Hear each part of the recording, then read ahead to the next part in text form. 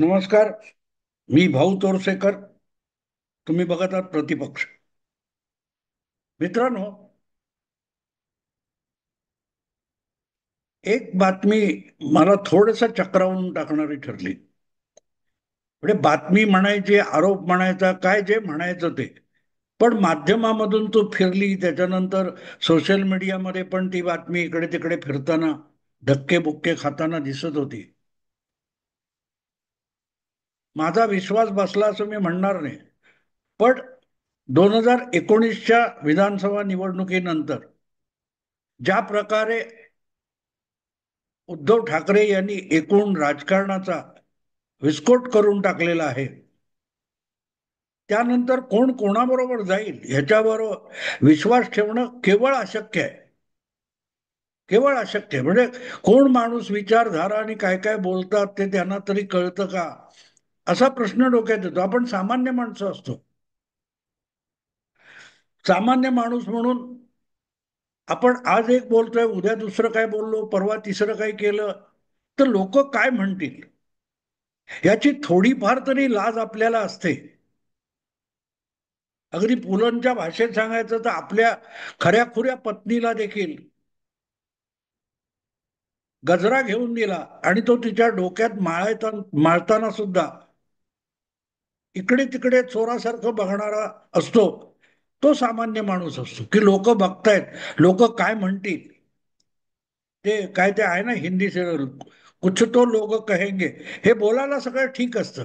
पण अजूनही भारतीय समाजाने आणि महाराष्ट्रात सार्वजनिक जीवनामध्ये तेवढी लाजलज्जा पाळली जाते की लोक काय म्हणतील याची फिकीर करतात. सगळेच शरद पवार वगैरे नाहीयेत किंवा संजय राऊत झालेले नाहीत की लोकांना काय बोलायचं ते बोलो, आपल्याला पाहिजे ते आपण करायचं आणि चक्क वाटेल तिथे तशी कोलंडी उडी मारायची.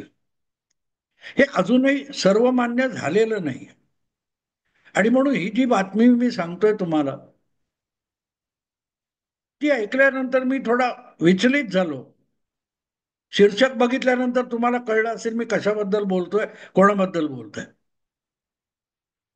शिवसेनेमध्ये जुलै जून 2022 मध्ये जी उभी फूट पडली आणि अख्खा पक्ष आणि त्या पक्षाचे आमदार आणि चांगले कार्यकर्ते घेऊन एकनाथ शिंदे यांनी वेगळी चूल मांडली. भाजप सोबत परत जाऊन शिवसेना भाजप महायुतीचं मतदाराला हवं असलेलं सरकार त्यांनी स्थापन केलं. तेव्हा अक्षरशः शिवसेना ओस पडल्यासारखी झाली होती. अशा वेळेला मग अगदी संभाजी ब्रिगेड पण आली होती, तुम्हाला आठवत असेल. उद्धव ठाकरे यांच्या सांत्वनाला नव्हे तर त्यांच्या अशा पडत्या काळामध्ये त्यांना धीर देऊन परत उभं करायला अनेक लोक धावत पळत आलेले होते. त्यात एक संभाजी ब्रिगेड नावाचा एक प्रकार होता. मी प्रकार म्हणतो, त्याला संघटना म्हणत नाही. कधीतरी निवडणुका, राजकारण जरा जोरात असतं त्यावेळेला कुत्र्याच्या छत्रीसारखं उगवणार हे प्रकरण आहे. ती संभाजी ब्रिगेड सुद्धा मातोश्रीवर येऊन उद्धव ठाकरे यांना पाठिंबा देऊन शिवसेना उभाठा, तेव्हा उभाठा नाव नव्हतं सुरुवातीला, पण उद्धव ठाकरेंची शिवसेना आणि संभाजी ब्रिगेड यांची युती उद्धव ठाकरेंनी घोषित करून टाकली होती. आता युती ही जनरली आपण समजतो की निवडणुकीसाठी वगैरे असते, पण उद्धव ठाकरेंच्या बाबतीत अपवाद आहे. त्यांच्या युत्या टाइमपाससाठी, पत्रकार परिषदेसाठी सुद्धा असतात. त्या कधी बनल्या आणि कधी मोडल्या याचा कोणालाही पत्ता लागत नाही. कोणालाही. अगदी वंचित बहुजन आघाडी प्रकाश आंबेडकरांची, ते सुद्धा कुठच्या तरी एका प्रकाशन समारंभाला एकत्र आले आणि नंतर उद्धव ठाकरे हे प्रकाश आंबेडकरांच्या वंचित बहुजन आघाडीचं जे नायगावला कुठे कार्यालय आहे तिकडे गेले आणि तिकडे त्यांनी भीमशक्ती शिवशक्ती अशी युती घोषित करून टाकली होती. आणि त्यातून एक नवाच वाद महाराष्ट्राच्या राजकारणात सुरू झाला होता की जी तीन पक्षांची महाविकास आघाडी आहे त्यामध्ये प्रकाश आंबेडकरांच्या बहुजन वंचित आघाडी जी काय आहे, वंचित बहुजन आघाडी, तिला सामावून घेणार का याच्यावर चर्चा चालू झाली होती. अगदी त्याच्यावर किती उलथापालथ आणि उहापोह झाला. अजितदादा सुद्धा तेव्हा आपल्या काकांसोबत होते. उद्धव ठाकरे पक्ष फुटल्यामुळे विकलांग झालेले होते राजकारणात. अशा वेळेला उद्धव ठाकरे यांना ज्यांच्या कोणाशी मैत्री करायची असेल ती मैत्री करायला हरकत नाही, पण महाविकास आघाडीमध्ये चौथा पक्ष घेतला जाणार नाही असं अजितदादा ठणकावून सांगत होते. मला आठवत महाविकास आघाडीच्या जागा वाटपामध्ये चौथ्या पक्षाला स्थान नाही. हा, महाविकास आघाडीत काँग्रेस, राष्ट्रवादी आणि उभाठा शिवसेना हे जे पक्ष आहेत त्या तिघांमध्ये जागा वाटप होईल आणि त्यांनी इतर कोणाला मित्र करायला हरकत नाही, पण मित्र केलेल्या पक्षाला जर निवडणुकीत जागा हवी असेल तर ती त्या त्या पक्षाच्या वाट्याला आलेल्या जागांमधून हिस्सा मित्र पक्षाला द्यावा लागेल, पण आणखीन कोणाला महाविकास आघाडीत घेणार नाही असं म्हणता म्हणता एक दिवस खुद्द अजितदादाच महाविकास आघाडी सोडून निघून गेले. पण सांगायचा मुद्दा असा, अशा काळामध्ये अक्षरशः उद्धव ठाकरे यांच्या निवासस्थानी मातोश्रीमध्ये रीग लागली होती काय ते शिवबंधन बांधून घेण्यासाठी. आणि त्यामध्ये एक विभूती होती, त्यांचं नाव होतं सुषमा अक्का अंधारे. आयुष्यभर ज्यांनी हिंदुत्वाच्या विरोधामध्ये आणि हिंदुत्वाची टीका टवाळी करण्यामध्ये आपली बुद्धी खर्ची घातली, त्या अचानक एक दिवस शिवबंधन मानलं हाती आणि हिंदुत्ववादी होऊन गेल्या. म्हणजे ज्यांनी शिवसेनेला जय भवानी जय शिवाजी अशी घोषणा देणारी जी शिवसेना आहे त्यातली भवानी माता, तुळजा माता वगैरे जे आहे, तिला आई उठली आई बसली असं म्हणून उठाभाषा काढायला लावल्या होत्या. इतकी हिंदू दैवीची विटंबना करण्यामध्ये आपल्या बुद्धीचा कस लावणाऱ्या सुषमा अक्का या एक दिवस अचानक उठून शिवबंधन मानून हिंदुत्ववादी होऊन गेल्या. आणि त्यामुळे प्रश्न असा असतो की कोण कधी कुठे जाईल, कशासाठी जाईल आणि काय साध्य करील हे सांगणं अशक्य आहे. पण एक गोष्ट मान्य करावी लागेल की जुलै 2022 मध्ये एकनाथ शिंदे यांच्या निर्गमनानंतर एक महिन्यानी सुषमा अक्का शिवसेनेत दाखल झाल्या आणि अजूनपर्यंत निष्ठेने, आता 4 वर्ष होतील, अतिशय निष्ठेने उद्धव ठाकरे यांच्या सोबत त्यांच्या पक्षामध्ये संघटनेमध्ये राहिलेले आहेत. आणि जी काही जिथे जिथे आवाज चढवायची जबाबदारी टाकली जाईल ती इमाने इद्वारे सुषमा अक्का पार पाडत असतात. आणि म्हणून कधी कधी वाटतं की त्या मनीषा कायंदे असतील, नीलम गोरे असतील, अशा लोकांना शिवसेनेतून किंवा उभाठा शिवसेनेतून हाकलण्याची जबाबदारी सुद्धा पक्षप्रमुख उद्धव ठाकरे यांनी सुषमा ताईंवर, सुषमा अक्कांवर सोपवली होती का? कारण या बहुतांश पूर्वापार शिवसेनेत असलेल्या महिला ज्या आहेत किंवा महिला नेत्या रणरागिणी आहेत, त्या सुषमा अक्का नावाची वनवाघीण आल्यानंतर एक एक करून शिवसेनेतून काढता पाय घेत गेल्या. अशा सुषमा अक्का यांची उद्धव ठाकरे यांच्यावरची निष्ठा जी किती आहे ही नव्याने सांगायची गरज नाही. त्यांचे जुने अलीकडचे सगळे व्हिडिओ इंटरनेटवर, सोशल मीडियामध्ये उपलब्ध आहेत. अगदी गेल्या निवडणुकांच्या काळामध्ये राज ठाकरेंनी सुद्धा कधी नव्हे तो लावले तो व्हिडिओ असा दीर्घकालीन जुन्या नाटकाचा प्रयोग केला. त्याच्यात सुषमा अक्कांचेच व्हिडिओ दाखवले होते. देवदेवतांची विटंबना मी समजू शकतो. फुले शाहू आंबेडकर राजकारणामध्ये त्याची गरज असते. शरद पवार सुद्धा कधी कधी साल्यांनो मी तुमच्या देवाचा बाप आहे वगैरे वगैरे ठणकावून सांगतात. तेव्हा त्यांच्याविषयी आदर बाळगणाऱ्या सुषमा अक्कांनी आई उठली आई बसली अशा उठाभाषा काढल्या तर नवल बाळगण्याचं कारण नाही. पण ज्या वेळेला सुषमा अक्कांनी राज ठाकरेंनी दाखवलेल्या त्या व्हिडिओमध्ये आणि जगाने लाखो वेळ बघून झालेल्या व्हिडिओमध्ये शिवसेनेचे संस्थापक बाळासाहेब ठाकरे यांच्या थरथरणाऱ्या हातात म्हातारा अशा अत्यंत सोज्वळ शब्दामध्ये मराठी अस्मितेची जपणूक करत जे काय ठाकरे परिवाराचा उद्धार केला होता, त्या सुषमा अंधारे शिवसेनेत दाखल झाल्यानंतर आणि शिवसेना काय ते शिवबंधन मानल्यानंतर चुकूनही बाळासाहेबांविषयी, आदित्य ठाकरे, उद्धव ठाकरे यांच्याविषयी वावगं असं काही बोलल्या नाही. कदाचित वावगं तोंडातून बाहेर पडू नये म्हणूनच असेल त्यांनी आपल्या निष्ठेची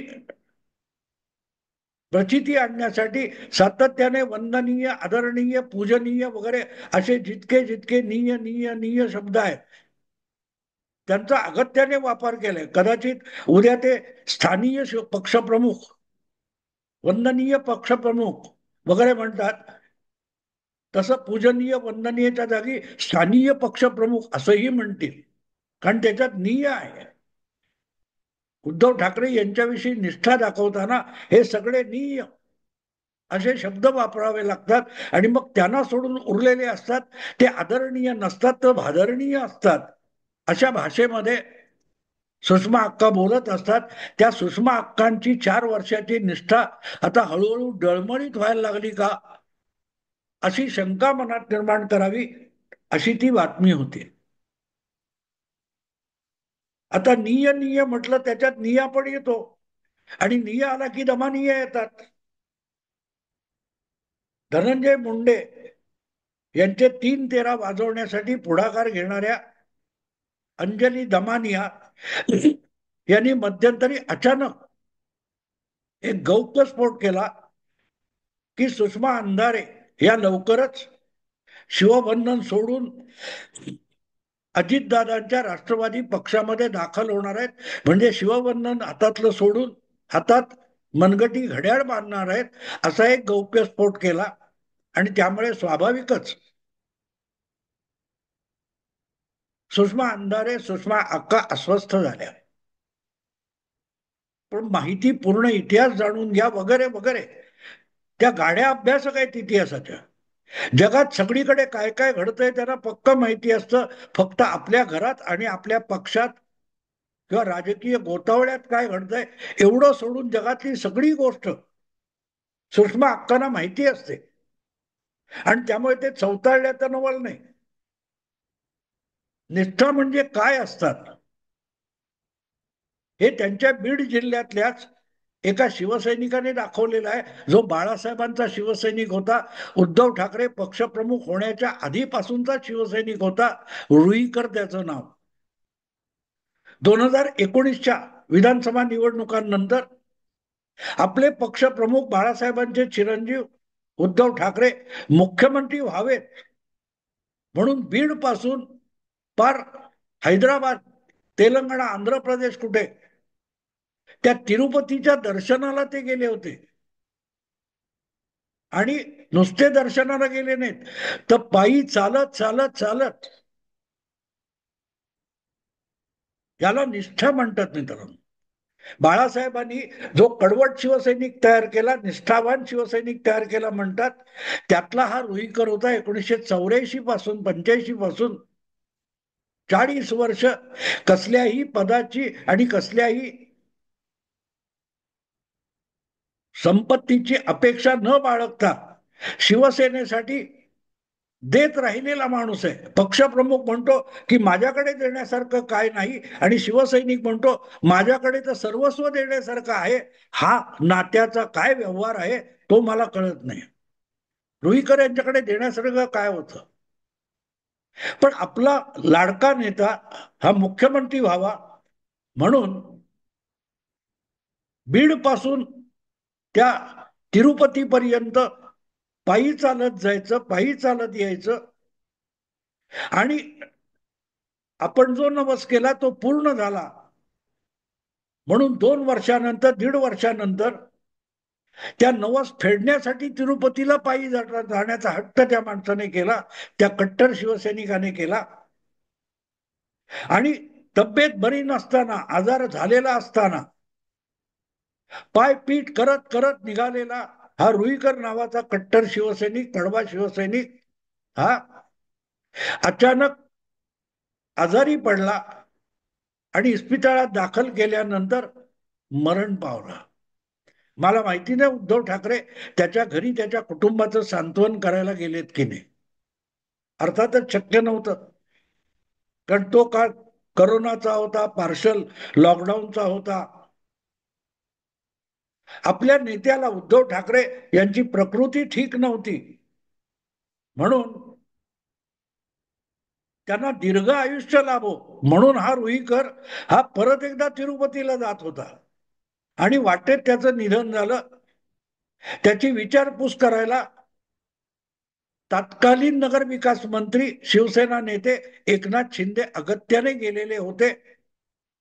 पण उद्धव ठाकरे गेले का मला माहित नाही. गेले नसतील, गरजही नाही त्याची. त्यांच्याकडे देण्यासारखं काय आहे?